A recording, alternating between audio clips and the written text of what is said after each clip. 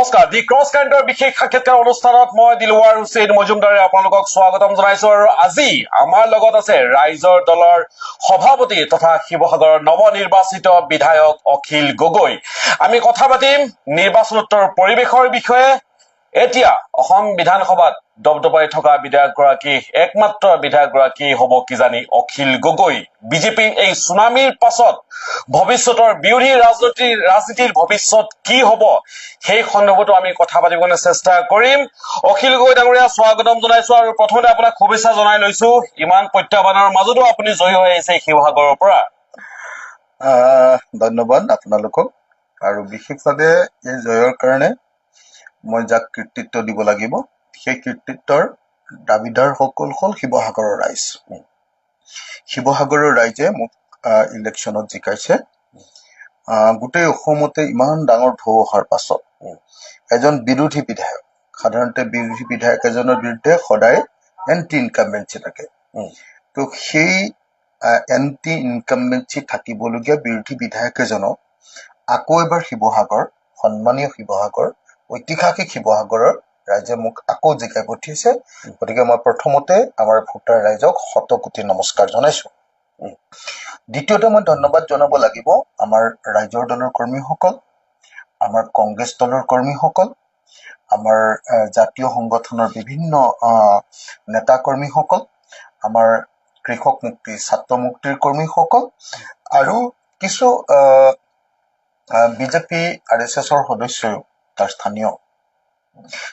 সদস্যও মোক তাতে সহযোগিতা আগবঢ়াইছে এইটো নতুন কথা এটা গম পালো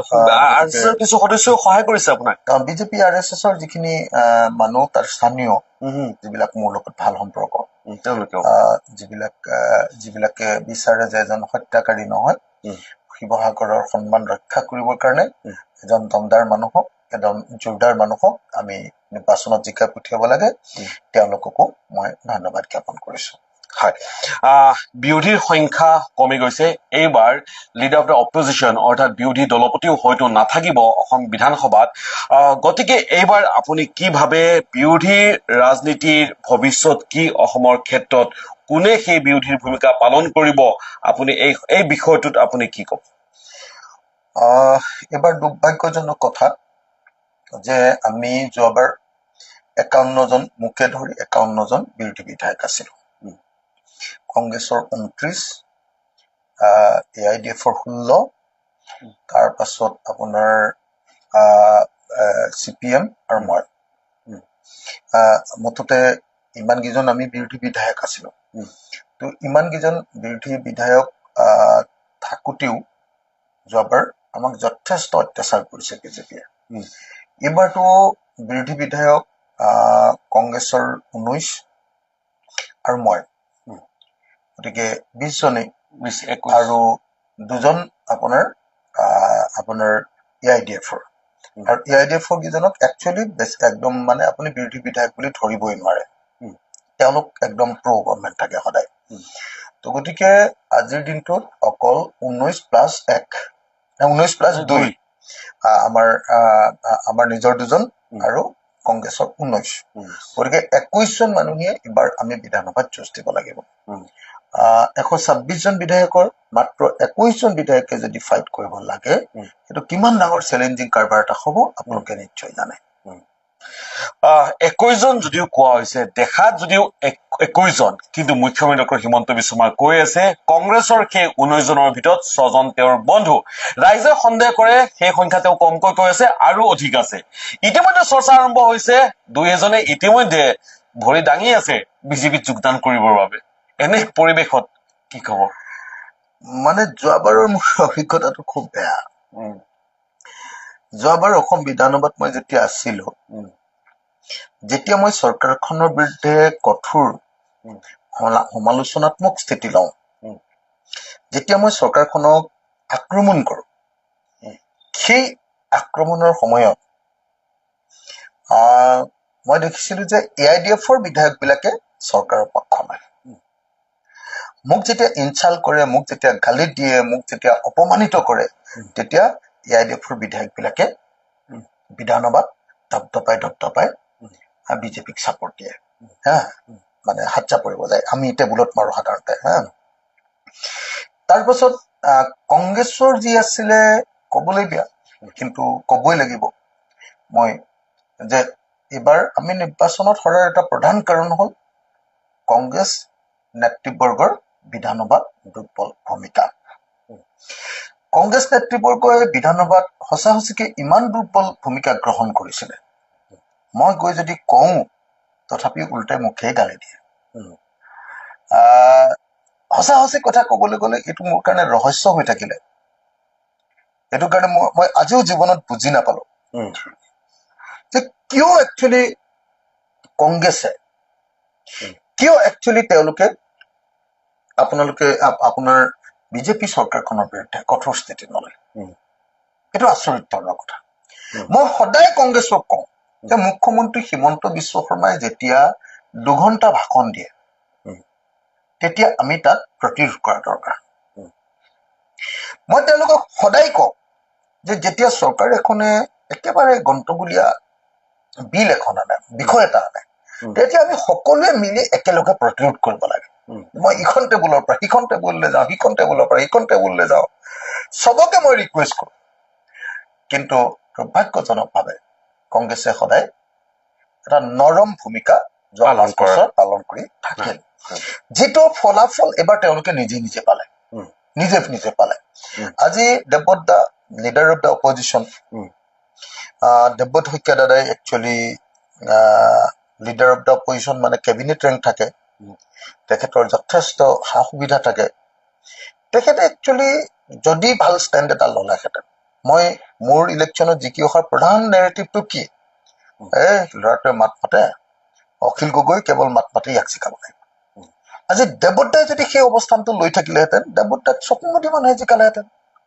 আৰু দেৱব্ৰতদাক অসমৰ মুখ্যমন্ত্ৰী ৰূপে প্ৰজেক্ট কৰিলেহেঁতেন দেৱব্ৰতদাই সেই পজিশ্যনটো নোলোৱাৰ কাৰণে দুৰ্বল ভদ্ৰ অৱশ্যে ভদ্ৰ দেই একদম সঁচা কথা ক'বলৈ গ'লে দেৱব্ৰতদা যথেষ্ট ভদ্ৰ মানুহ দুৰ্বল ভদ্ৰ মানে মই এই অৰ্থত বুজাব খুজিছো যে যুঁজাৰু এজনৰ মুখৰ ভাষা যুঁজাৰুৰ নিচিনা হয় কিন্তু দেৱব্ৰতদাই সঁচাকে ভদ্ৰচিত আচৰণ কৰে দেৱব্ৰতদাক সেইটো ক্ষেত্ৰত কোনেও অন্ততঃ ক'ব নোৱাৰে যে তেওঁ ভদ্ৰভাৱে মানে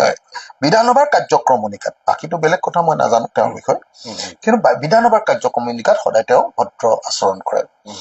তো যাৰ ফলস্বৰূপে কি হৈছিলে যে হিমন্ত বিশ্ব শৰ্মাৰ নিচিনা এজন আগ্ৰাসী মুখ্যমন্ত্ৰী যে 24 ঘণ্টা অকল কংগ্ৰেছকে গালি দিয়ে তেওঁ যি কথা নকওক লাগিলে তেওঁ কেৱল অপজিশ্যনক ক্ৰিটিচাইজ কৰাটোৱে কাম মোকতো এটা গালি দিলে মই 10টা দি দিওঁ গতিকে মোক অকমান আৰম্ভ কৰিলে মই হাল্লা লগাই দিওঁ হাল্লা লগাই দিয়াৰ কাৰণে মোৰ প্ৰতি বেছিকে আক্ৰমণ কৰিবলৈ ভয় কৰে কংগ্ৰেছক ইমান বজাই দিয়ে যে কংগ্ৰেছে তাৰ উত্তৰ নিদিয়ে মইহে তাৰ উত্তৰ দি থাকিব লাগে পৰিস্থিতিটো তেনেকুৱা হয় গতিকে এইবাৰ বিধানসভাত আটাইতকৈ দুৰ্ভাগ্যজনক কথা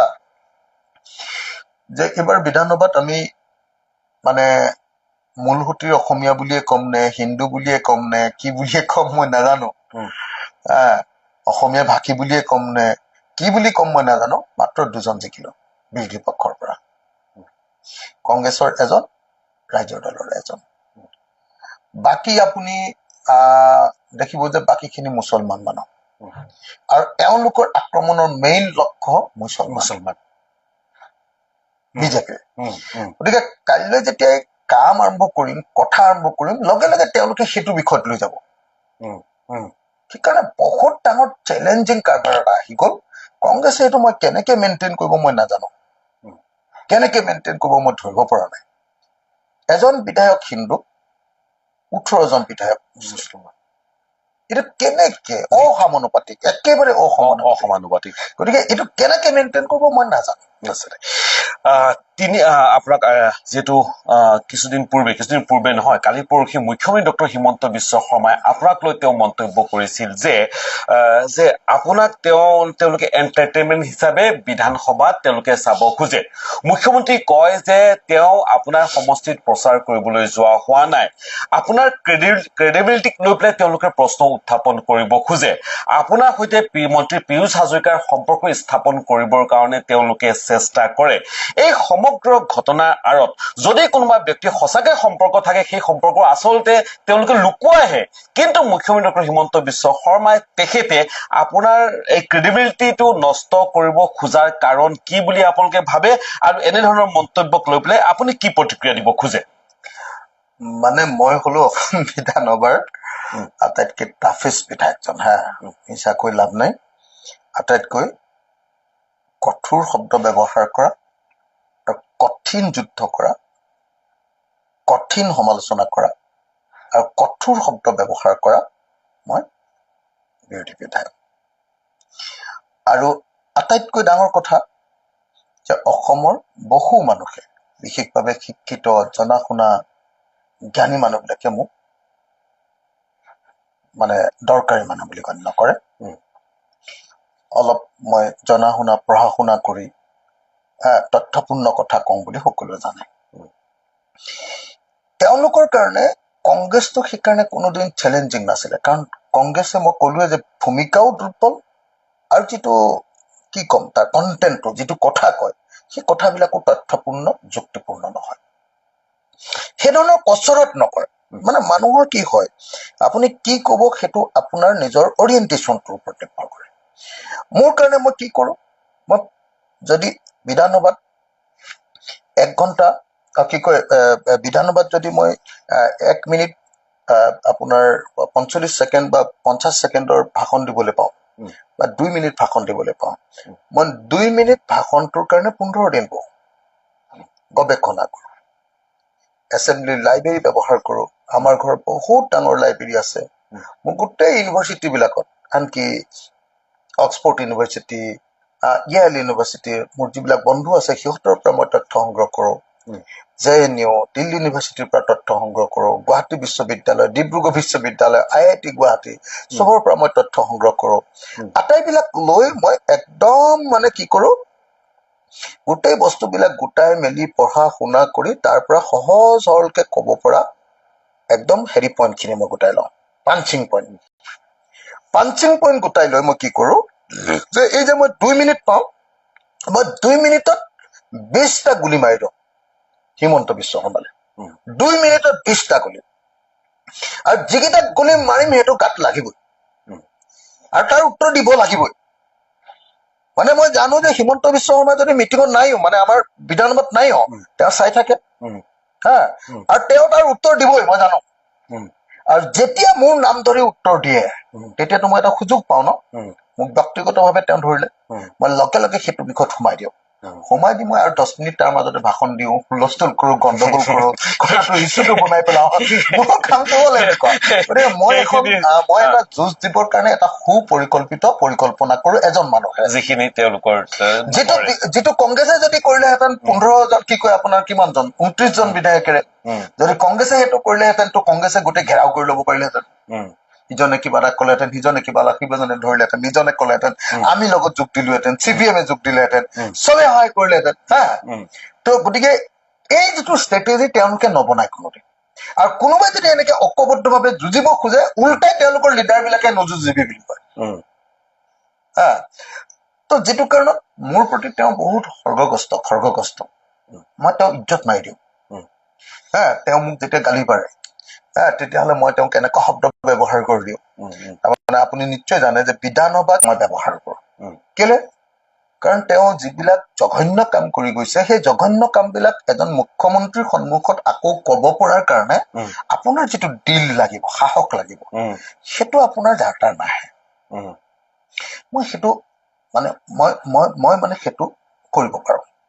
আৰু সেইকাৰণে মই আপোনালোকক কৈছোঁ যে অসমৰ মুখ্যমন্ত্ৰীয়ে মোক ভয় কৰে অসমৰ মুখ্যমন্ত্ৰীয়ে জানে যে কিবা যদি মানে ছাবষ্টেন্স থকা কিবা কথা ক'ব পাৰে অসম বিধানসভাত তেতিয়াহ'লে সেইটো অখিল গগৈ আগতে আৰু এজন মানুহে পাৰিছিলে তেওঁ নাই তেওঁ আপোনালোকে জানে যে আমাৰ ভৰত নৰহৰীয়া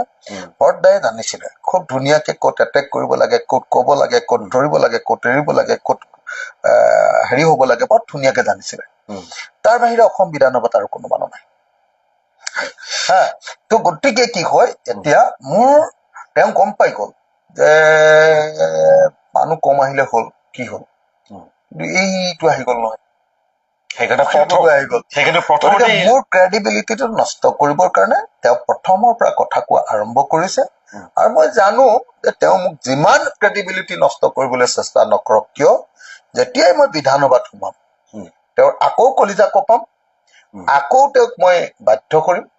আকৌ তেওঁক মই কথা কবলৈ বাধ্য কৰিম, আকৌ তেওঁক মই তেওঁ কৰিব খোজা প্ৰত্যেকটো কথা, মোৰ সদস্য সংখ্যা কম গতিকে মই প্ৰতিৰোধ কৰিব নোৱাৰো, কিন্তু মই উন্মুক্ত কৰি দিব পাৰিম। প্ৰায় এবছৰ আগৰ পৰা আপুনি মিত্ৰতাৰ কথা কৈ আছিলে, বিৰোধী ঐক্যৰ কথা কৈ আছিলে, আসন ভাগ বতৰাৰ কথা কৈ আছিলে। এবছৰ পাছত নিৰ্বাচনৰ পূৰ্বেও যেনিবা মিত্ৰতা সম্পূৰ্ণ হল, কিন্তু সেই মিত্ৰতা বিফল হৈছে। তিনি গগৈৰ যি ফৰ্মুলা, সেই ফৰ্মুলা সম্পূৰ্ণৰূপে বিফল হৈছে। এই বিফল হোৱাৰ কাৰণ কি বুলি ভাবে? মিত্ৰতা কিয় ছাকচেছ নহল? মানে মিত্ৰতাটো আপোনালোকে নিজে জানে, আৰু কৈটোতো লাভেই নাই, এইবিলাক কৈ থাকিলে এনে কাজিয়াহে বাঢ়ে। মিত্ৰতাটো আপুনি নিজে দেখিছে যে লাষ্ট পৰ্যায়ত একেবাৰে ইলেকশ্যনৰ নমিনেশ্যন দিয়াৰ লাষ্টৰ যিটো দিন আছে তাৰ আগদিনা হৈছে, সেইদিনা হৈছে। আৰু হৈছে একদম চেপি খুন্দি আমি নিবিচৰা কিছুমান সমষ্টি দি অসন্তুষ্ট কৰি যেনে তেনে আমাক ভৰাই ৰাখিছে। আৰু সেইটোও কৰিছে, মই নিশ্চয় জানো যে মই একদম খাটাংকে আপোনালোকক জানো যে গৌৰৱ গগৈৰ মিত্ৰতা কৰিবলৈকে ইচ্ছা নাছিলে। কিন্তু শেষত গৈ যেতিয়া ভূপেন বৰা গুচি গ'ল পাৰ্টিৰ পৰা, অদ্ভুত বৰদলৈ গুচি গ'ল, পৰিস্থিতি এনেকুৱা ভয়ংকৰ হৈ গ'ল যে গৌৰৱ গগৈৰ ওপৰত ইমান বেছি প্ৰেছাৰ বাঢ়ি গ'ল যে গৌৰৱ গগৈ বাধ্য হৈ দিল্লীৰ নিৰ্দেশত আমাৰ লগত মিত্ৰতা কৰিলে। কিন্তু মিত্ৰতা কৰাৰ পাছতো মিত্ৰ মানুহবিলাকে একেলগতে যে কেম্পেইন কৰিব লাগে তাৰ কোনো ষ্ট্ৰেটেজি বনোৱা নহল, বনাবলৈ সুযোগ নাপালে, সময় নাপালে, বা কিবা কাৰণত, মই আৰু বেছি কথা কৈ থাকিব নোখোজো, কিবা কাৰণত সেইটো নকৰিলে। এতিয়া মানুহে কৈ থাকে যে তিনি গগৈ, আপুনি ইলেকশ্যনটোত তিনি গগৈ কি কৰিলো বাৰু? একেলগে অকল খোৱাং বিধানসভা সমষ্টিত 10 মিনিটৰ কাৰণে খাৰা হোৱাৰ বাহিৰে তিনি গগৈ একেলগতে কেম্পেইনেই নকৰিলো। আপোনাৰ লুৰিণটো কমপ্লিটলি হেৰিয়াত সোমাই গ'ল, খোৱাঙত সোমাই গ'ল। তো হেৰিয়াৰ 199টা সমষ্টি কি কয় গৌৰৱৰ নিজৰ সমষ্টি আছে। বাকী কেইজনটো আপুনি জানে, ৰিপুণ বৰা আছিলে কেম্পেইন কৰিব পৰা মানুহ, ৰিপুণ বৰা আছিলে, আৰু কোন আছিলে, আৰু দেৱব্ৰত শইকীয়া আছিলে। দুইজন নিজৰ নিজৰ সমষ্টিত ব্যস্ত হৈ গুচি গ'ল। থন মদন গোপাল হৈ আপোনাৰ গৌৰৱ থাকিবলগীয়া হ'ল। এতিয়া গৌৰৱে মানে কি হ'ল, গৌৰৱৰ দুটা সংকট মই নিজে দেখি আছিলো। এটা সংকট হ'ল যে গৌৰৱে সময় পোৱা নাই, সুযোগো পোৱা নাই। 99টা সমষ্টি কেম্পেইন কৰিবলৈ আৰু কোনো মানুহ নাই। এক। 2 নম্বৰ, গৌৰৱে আমি বিচৰাৰ পাছতো একেলগে কেম্পেইন কৰিব খোজাও নাছিলে, কিবা কাৰণত মই নাজানো, কিন্তু ভিতৰৰ কথাটো তেওঁ বুজি পাব। তিনি গগৈ একলগ হৈ সেইদিনা মানে লুৰিণজ্যোতি গগৈ যদি মোক ফোন কৰি নকলেহেঁতেন যে অখিলদা খোৱাঙলৈ আহক, মই তেতিয়া কলো যে মই কেনেকে খোৱাঙলৈ যাম, মই নাজিৰাত আছো, নাজিৰাত প্ৰিয়ংকা গান্ধীৰ হেৰি প্ৰগ্ৰেমত, এতিয়াতো মোকতো হেলিকপ্টাৰত উঠাই নিলেহে মই যাব পাৰিম। কলে আপুনি কওক না। মই গৈ যেতিয়া হেৰিয়াক কলো, কি কয় আপোনাৰ গৌৰৱক কলো, গৌৰৱে কলে না আমাৰতো মানুহকেইটা হেৰিয়ে আছে, ভৰ্তি আছে এনেকে কলে। মই তেতিয়া আকৌ লুৰিণলৈ ফোন কৰিলো, মই লুৰিণক কলো যে লুৰিণ মোকতো এনেকে কলে, তই এবাৰ গৌৰৱক ক। তেতিয়া লুৰিণে গৌৰৱক বোধে ফোন কৰিলে। তাৰপিছত মই গৈ জিতেন্দ্ৰ সিঙক কলো যে জিতেন্দ্ৰজী, লুৰিণে এনেকে ফোন কৰিছে, আমি তিনিটাতো লগ হব পাৰিম সেইদিনা, ভাল হব আজি, গতিকে এটা মোৰ কাৰণে চিট এটা উলিয়াই দিয়ক, নহলেতো ইয়াৰ পৰা গাড়ী লৈ গৈতো নাপাওঁগে আৰু, সেইটোতো সম্ভৱেই নহয়গে। তেতিয়া তেওঁ জিতেন্দ্ৰ সিঙে হেৰিয়াৰ লগত ৰিকুৱেষ্ট কৰে, কি কয় প্ৰিয়ংকা গান্ধীক বোধহয় কলে। প্ৰিয়ংকা গান্ধীয়ে হেৰিয়াক ৰিকুৱেষ্ট কৰিলে নেকি, আমাৰ আগৰ যে মুখ্যমন্ত্ৰী কি কয় আগৰ মুখ্যমন্ত্ৰী যে তেলেংগানা কোকৰ মুখ্যমন্ত্ৰী কি কয় ভূপেশ বাগেলক ৰিকুৱেষ্ট কৰিলে ভূপেশ বাগেলে মোক তেওঁৰ চিটটো দিলে গৈ সেইদিনাই মই গৈ টিংখাঙত এখন মিটিং কৰিলো নাজিৰাত কৰিলো দেৱদাৰ তাত টিংখাঙত এখন কৰিলো আৰু তাৰপিছত হেৰিয়াৰ তাত কৰিলো কি কয় আপোনাৰ আমাৰ গগৈতাত লুৰিণজ্যোতি গগৈতাত সেই লুৰিণৰ তাতে লুৰিত মই আৰু গৌৰৱে একেলগে হাতখন দাঙিলো তাৰ বাহিৰে আৰু ক'তো লগে নহলো তো গতিকে তিনি গগৈ ক'ত কেম্পেইন কৰিলো নহয় কেৱল সেয়াই নহয় মই মন কৰিছো যিহেতু নিৰ্বাচনৰ সময়ত অসমৰ বিভিন্ন প্ৰান্তলৈ গৈছো দেখা পাইছো মিত্ৰ দলৰ প্ৰাৰ্থীসকলে বাৰম্বাৰ আহ্বান জনোৱাৰ পাছতো ডিজিলেও কেম্পেইন কৰা নহল মই দলগাঁৱলৈ গৈছিলো আইজুৰ ৰহমানে তাৰ পৰা প্ৰতিনিধিত্ব কৰিছিল আইজুৰ ৰহমানে কংগ্ৰেছে তেওঁৰ লগত তেওঁক অকমান তেওঁক সমৰ্থন কৰা নাই তাতে আইজুৰ ৰহমানক কংগ্ৰেছে চিপাং মাৰা বুলি ক'ব লাগিব আইজুৰ ৰহমানে বাৰম্বাৰ এটা ভিডিঅ' বিচাৰে যে আমাৰ মিত্ৰ দলৰ প্ৰাৰ্থী বুলি কৈ কোৱাৰ পাছতো ভিডিঅ' নহয় মই যেতিয়া গম পালো যে কংগ্ৰেছে নিজে একচুৱেলি কথা বৰ্তা পাতি কি কয় ইণ্ডিপেণ্ডেণ্ট কেণ্ডিডেট এজন আমাৰ এগেইনষ্টত উঠাইছে আইনুল হক হয় যেতিয়া মই গম পালো তেতিয়া মই নিজে গৌৰৱক লগ ধৰিলো লগ ধৰি গৌৰৱক মই নিজে ৰিকুৱেষ্ট কৰিলো বোলো গৌৰৱ তুমি বেলেগ ক'তো আমাক কেম্পেইন কৰি দিব নালাগে লাগিলে হা কিন্তু তুমি আমাক হেৰিয়াত কেম্পেইন কৰি দিব লাগে দলগাঁও এইটো মই 1000 বাৰ ৰিকুৱেষ্ট কৰাৰ পাছতো এইটো ক্লিয়াৰলি মোক ক'লে যে মই নোৱাৰো মই ক'লো কেলে নোৱাৰা ক'লে যে মই এতিয়া আৰু মই ক'লো তেতিয়াহ'লে তুমি এটা কাম কৰা মোৰ সন্মুখৰ পৰা তোমালোকৰ ব্লক প্ৰেচিডেণ্ট আৰু মণ্ডল প্ৰেচিডেণ্টখিনিক ফোন কৰি দিয়া ক'লে মই এইটো নোৱাৰিম আৰু দাদা মই নোৱাৰিম আৰু মই হেৰিয়াক ক'লো কি কয় কি নাম আলি বুলি এজন আছে নহয় কি নাম তেওঁ আগৰ MLA আছিলে যে তেওঁ ইলিয়াছ আলিক মই ক'লো আৰু বাকীবিলাকক মই নোৱাৰো আৰু বাকীবিলাকে মানি ল'ব খোজা নাই নে এনেকুৱা ধৰণৰ কিবা এটা শব্দ এটা ক'লে আৰু মই ক'লো তেতিয়াহ'লে তুমি ঠিক আছে তেতিয়াহ'লে তুমি যদি তেওঁলোকক নোকোৱা অন্ততঃ তুমি আমাক কেম্পেইনটো কৰি দিয়া হা তেতিয়া ক'লে মই এইটো নোৱাৰিম তেতিয়া মই জিতেন্দ্ৰ সিঙক ক'লো জিতেন্দ্ৰ সিঙেও ইয়াৰ লগত কথা পাতি লৈ তেনেকে পাল্টা মাৰি দিলে মই ৰকিবুল হুছেইনক ক'লো ৰকিবুল হুছেইনে ক'লে যে মই গৌৰৱ গ'লেহে যাম তেওঁলোকে মানে আচলতে কেনেধৰণৰ মিত্ৰতা কৰিছে তেতিয়া মই গম পালো যে কাহিনীটো এইটো তেতিয়া মই প্ৰিয়ংকা গান্ধীকো ক'লো যে কি কথা আমাক এটা চিট দিছা তোমালোকে তোমালোকে আকৌ কেণ্ডিডেট দিছা আৰু অকল এটা চিটৰ কাৰণে কেম্পেইন কৰিবৰ কাৰণে মাতিছো বাকী চিটত নালাগে বাকী চিটত কেম্পেইন কৰিব পাৰিলে ভাল হয় মই কৈছিলো গৌৰৱে কৈছিলে যে আমি হেলিকপ্টাৰখনত একেলগে ঘূৰিব পাৰিলে ভাল হয় মই ক'লো যে এটা কাম কৰা তুমি হেলিকপ্টাৰ যিটো প্ৰগ্ৰেম মোলে দিছা সেইটো প্ৰগ্ৰেমততো আমাৰ দলৰ এটাও প্ৰগ্ৰেম নাই যদি আমাৰ দলৰ এটাও প্ৰগ্ৰেম নাই মইতো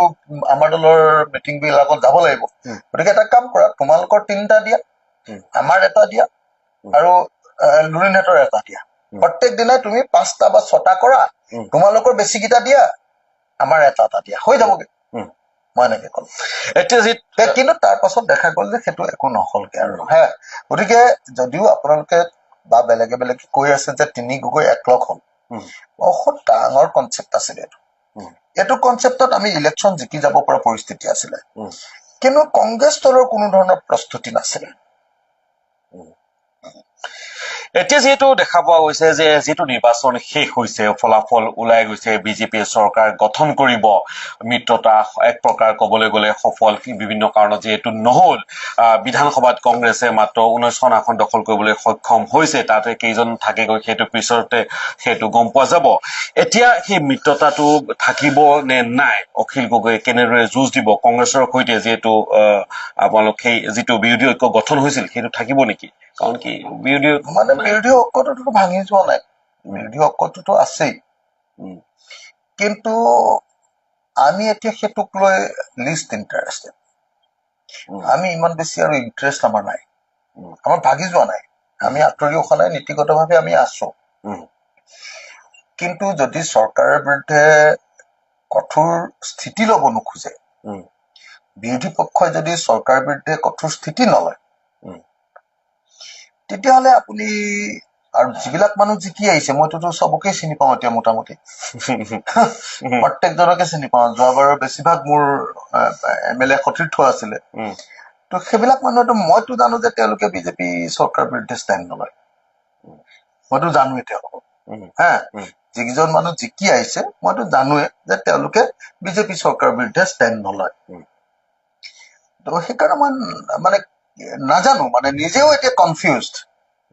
আমাৰ দলৰ মিটিং হ'ব এতিয়া, নিজেও মই কনফিউজড যে এহাতেদি গোটেইখিনি মানে আপোনাৰ মানে মানে প্ৰায় যোৱাবাৰ দুৰ্বল নিষ্ক্ৰিয় ভূমিকা লোৱা বিধায়ক একেখিনি আহিছে, আনহাতেদি আপোনাৰ তেওঁলোকে মানে কোনোদিন সক্ৰিয় ভূমিকা নলয় সমূহীয়াভাৱে দল হিচাপে। যোৱাবাৰ দেৱব্ৰত শইকীয়া থাকোঁতেই যেতিয়া লোৱা নাই, এইবাৰ কি ল'ব মই নাজানো। গতিকে মানুহ মই বেলেগৰ লগত আৰু ডুবিবলৈ মন নাই আৰু এতিয়া। সময় বেলেগৰ লগত ডুবিবলৈ মন নাই, অত্যন্ত গুৰুত্বপূৰ্ণ মন্তব্য অখিল গগৈৰ। যিটো সময় প্ৰায় শেষ হৈ আহিছে আৰু এটামান প্ৰশ্ন সুধিম। অখিল গগৈ ডাঙৰীয়া, যিহেতু বাই ইলেকশ্যন হ'ব নগাঁও লোকসভাত, গতিকে সেই নিৰ্বাচনত আপোনালোকে অংশগ্ৰহণ কৰিব নেকি, প্ৰাৰ্থী দিব নেকি? বা যিহেতু ভাৰতৰ ৰাজনীতিৰ প্ৰেক্ষাপটত দেখা পোৱা যায় যে যিসমূহ ৰাজ্যত একেৰাহে 3বাৰকৈ কংগ্ৰেছ তাতে পৰাজয় হৈছে, সেই ৰাজ্যসমূহত কেতিয়াও ঠন ধৰি উঠিব পৰা নাই। অসমতো এইবাৰ 3বাৰৰ বাবে একেৰাহে কংগ্ৰেছে পৰাজয় বৰণ কৰিছে। কংগ্ৰেছে আৰু কেতিয়াবা ৰিভাইভ কৰিব পাৰিবনে, বা কংগ্ৰেছক ৰিপ্লেচ কৰিব নেকি অখিল গগৈয়ে? দুটা প্ৰশ্ন একেলগে কৈ দিছে নগাঁৱৰ। মানে মই নগাঁও সম্পৰ্কে আমি একো ভবাও নাই, কথাও পতা নাই, চিন্তাও কৰা নাই। কিন্তু এটা বস্তু আমি সকলো মানুহৰ আমাৰ এটাই ডিচিশ্যন যে আমি 2031ৰ কাৰণে অহা 10 তাৰিখৰ পৰা কাম ষ্টাৰ্ট কৰিম। কাম আৰম্ভ হৈ যাব এতিয়াৰ পৰা? অহা 10 তাৰিখৰ পৰা আমাৰ কাম ষ্টাৰ্ট হ'ব। আৰু এইবাৰ আমি চিষ্টেমেটিকেলি আনৰ ওপৰত ভৰসা কৰি নহয়, আৰু চিষ্টেমেটিকেলি 126টা বিধানসভা সমষ্টিত আমাৰ কাম কৰিবলৈ চেষ্টা আৰম্ভ কৰিম। আমি এটা বস্তুত খাটাং হৈছো যে অসমৰ মাটি পানীৰ লগত সম্পৰ্ক থকা, অসমীয়া খিলঞ্জীয়া মানুহৰ, অসমৰ থলুৱা মানুহৰ চেণ্টিমেণ্টক লগত লৈ যাব পৰা, অথচ সকলোকে সামৰি লোৱা নেতৃত্বৰ জৰিয়তেহে আচলতে অসমৰ ৰাজনীতি পৰিৱৰ্তন কৰাটো সম্ভৱপৰ। কংগ্ৰেছৰ দৰে একেবাৰে মানে চাৰেণ্ডাৰ কৰি দিয়া, মাত নমতা এটা অৱস্থান লৈ আমি কেতিয়াও বিজেপিৰ বিকল্প হ'ব নোৱাৰো। সেইকাৰণে আমি চেষ্টা কৰিম এইবাৰ যে অসমৰ সকলো আঞ্চলিক শক্তিবিলাক একলগ হওক। আমি চেষ্টা কৰিম অসমত এটা আঞ্চলিকতাবাদী অমৈহতীয়া শক্তি এটা জন্ম হওক, আৰু এই অমৈহতীয়া শক্তিয়ে এই হিন্দু সাম্প্ৰদায়িক মৌলবাদী যিটো দল, যাক কমিউনেল ফেচিষ্ট দল বুলি আমি কওঁ, এই কমিউনেল ফেচিষ্ট দলটোৰ বিৰুদ্ধে এক গণতান্ত্ৰিক আৰু সকলোকে লগত লৈ, অথচ লগত এটা নতুন উন্নয়নৰ মডেল লগত লৈ আগবঢ়া এটা নতুন মঞ্চ বহলা সকলোৱে আমি আগবঢ়াই যাম। গতিকে আজিৰ দিনটোত একদম স্পষ্ট কথা, 2031ৰ কাৰণে আমি কাম আৰম্ভ কৰিম। হয়, ধন্যবাদ জ্ঞাপন কৰিলো অখিল গগৈ ডাঙৰীয়া এইখিনি সময় দি ক্ৰছ কাৰেণ্টক দিয়াৰ বাবে। এয়া আছিল ৰাইজৰ দলৰ সভাপতি তথা শিৱসাগৰৰ নৱনিৰ্বাচিত বিধায়ক অখিল গগৈ। অখিল গগৈ ৰাইজৰ দলে 10 তাৰিখৰ পৰাই 2031ৰ বাবে কাম আৰম্ভ কৰিব, আৰু 2031 চনৰ যি বিধানসভা নিৰ্বাচন হ'ব, সেই বিধানসভা নিৰ্বাচন 126টা সমষ্টিতে তেওঁলোকে প্ৰাৰ্থিত্ব দিয়াৰ বাবে সেই যুঁজখন এতিয়াৰ পৰা আৰম্ভ কৰিব বুলি ঘোষণা কৰিছে। পৰৱৰ্তী সময়ত আমি আন এগৰাকী অতিথিৰ সৈতে আমাৰ এই সাক্ষাৎকাৰ অনুষ্ঠানত উপস্থিত হ'ম। আপোনালোকে চাই থাকিব দি ক্ৰছ কাৰেণ্ট। সামৰিছো।